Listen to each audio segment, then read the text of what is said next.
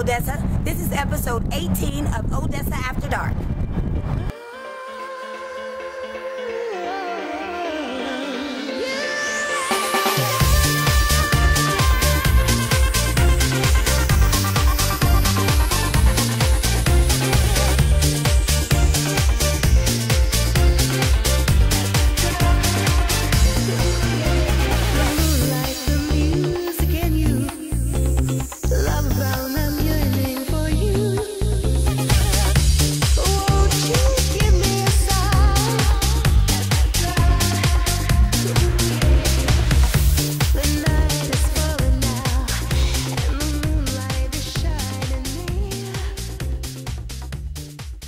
On this week's episode, I sit down with Dustin Sanchez, who is the director of the ABC show, Good Morning West Texas, which airs on KMID TV Channel 2.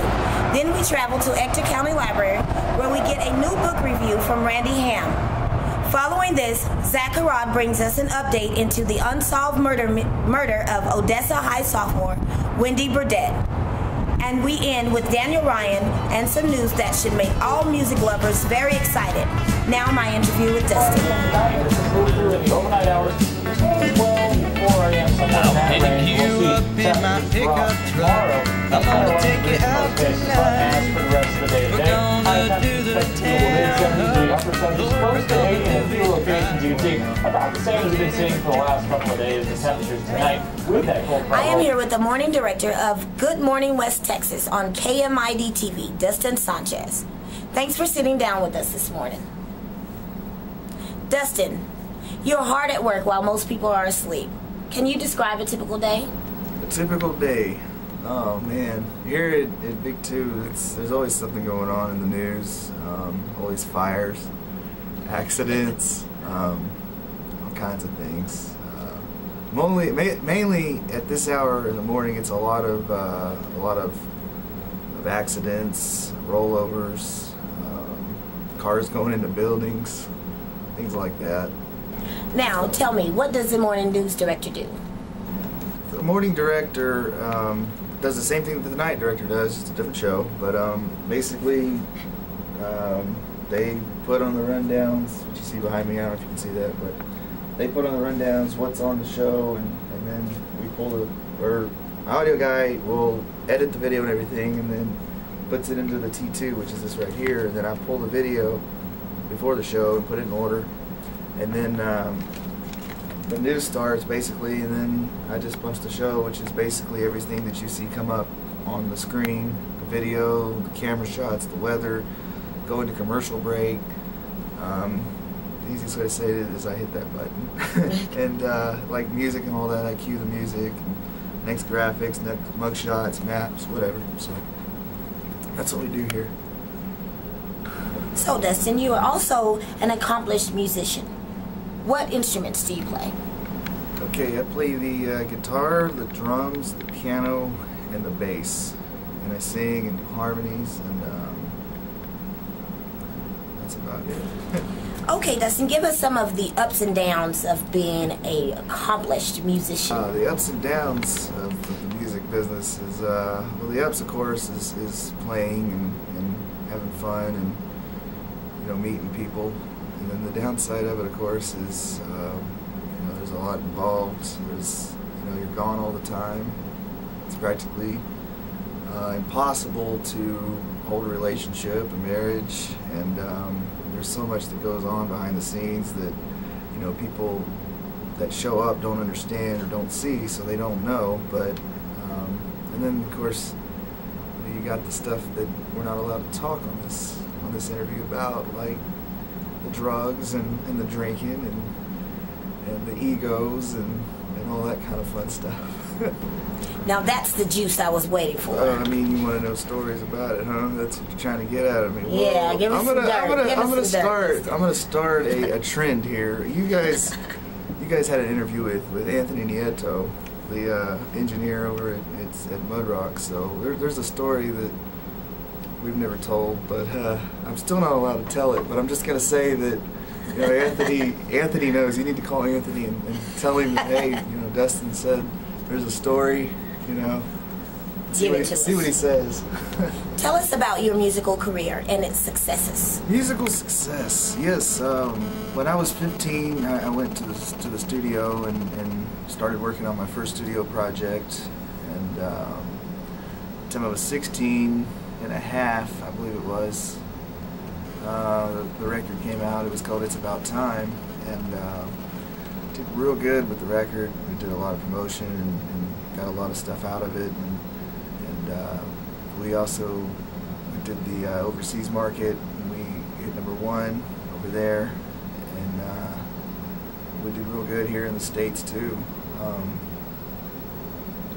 And you know, a lot of cool stuff happened, even with that record. And then I cut my second record when I was, I believe I was 19. It came out by the time I was 20. I may not have the ages right, but anyway.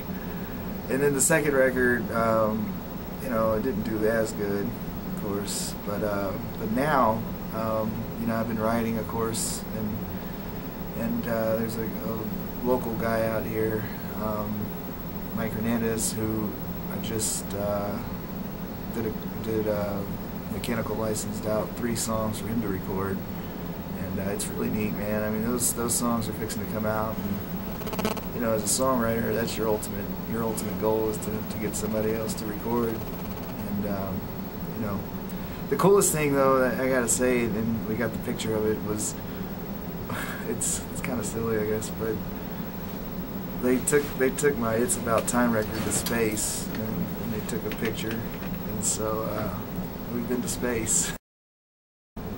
You were a celebrity judge of the 2012 West Texas Talent Finals. How was that experience? The West Texas Talent Search. That was a lot of fun to do that. I can't say I've ever done anything like that, but there's a lot of talent out there, and a lot of people with a lot of potential.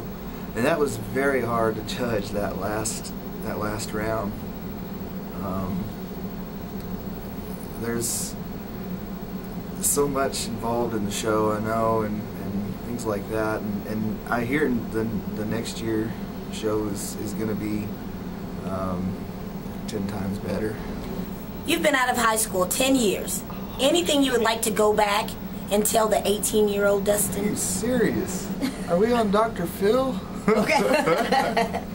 Yes, there's 3 words that I want to say to myself. Don't do it. And finally, what advice would you give people who want to break into the music Let's business? see, advice. You know, don't give up. Don't let someone that tells you no or shuts the door on you, you know, stop you from doing what you want to do, and just keep going. And dreams come true, man. That's all there is to it.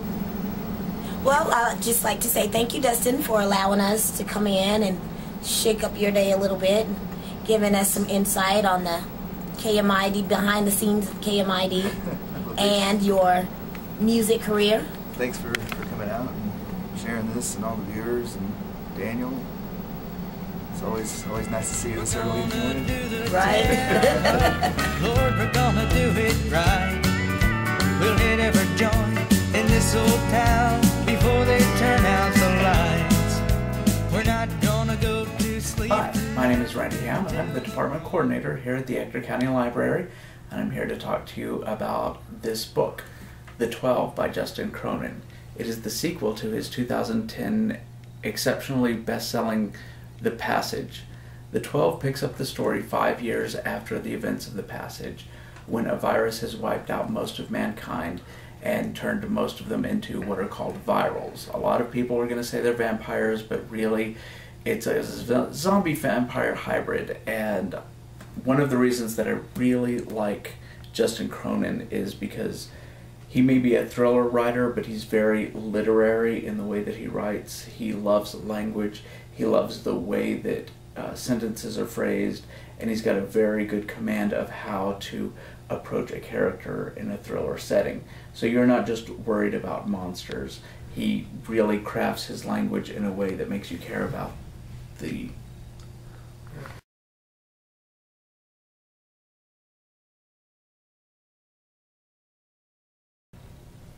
This is Zach Gerard with Odessa After Dark. I'm here to update the case of Wendy Burdette.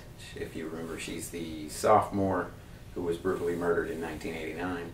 And we've had a little luck since airing the story as far as tips or any helpful information.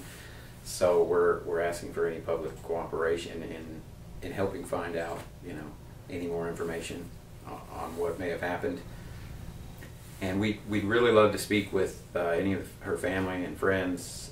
So if any of you out there are listening and you knew her or you were related to her and you want to speak with us, you can contact Odessa After Dark.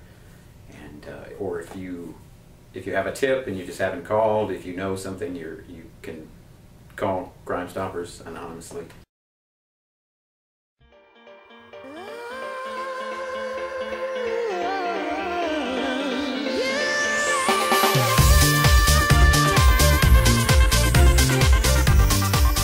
This is Daniel Ryan for Odessa After Dark.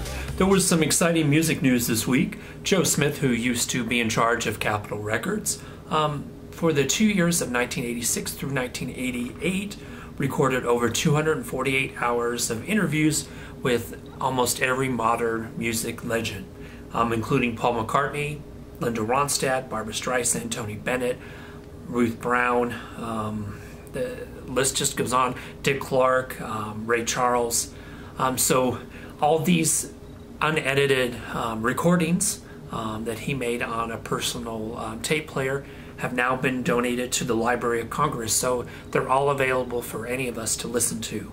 I am going to present two clips, one with Paul McCartney and one with Ruth Brown right now, and I hope this little clip gets you excited and wants you to enough to go to the Library of Congress website and check this all out for yourself.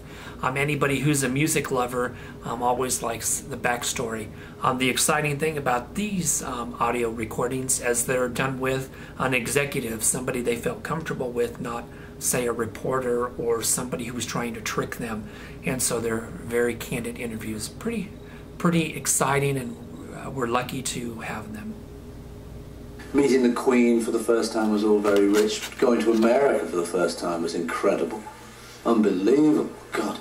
I mean, now I wouldn't be very impressed going down Florida now and sort of seeing a motorcycle cop.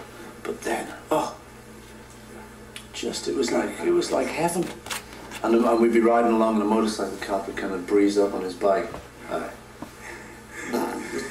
Taking photos of everything we were. It was magic, Yeah, but I'd say we did have a lot of good times in the Beatles.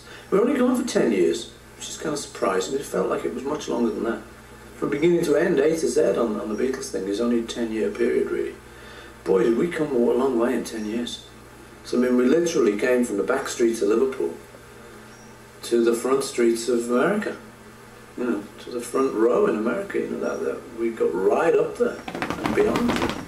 And as you said, no British people had ever done that before. So that was the answer to long way round to your other question, which was why was there a boom? Why was the floodgates opened? Was that once one British act had made it, unlike these Cliff Richards and Tommy Steele's, once one British act had actually gone and opened those gates, the Bastille was broken. I had quite a few records to get a lot of airplay, but I really was not aware of the fact of the strength and the presence of Ruth Brown, per se, until they started packaging me with some of the big names. Joe Louis, the heavyweight champion of the world. You know what I'm saying? Count Basie, Sugar Ray Robinson,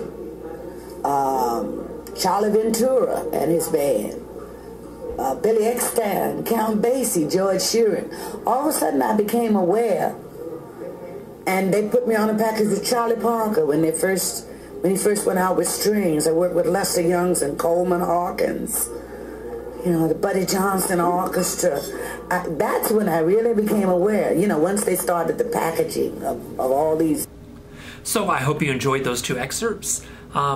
You can go to the Library of Congress website to check out more of these interviews. Just type in Joe Smith Collection and I'll take you right to the page. Let me thank everybody for watching, and especially our special guest, Dustin Sanchez.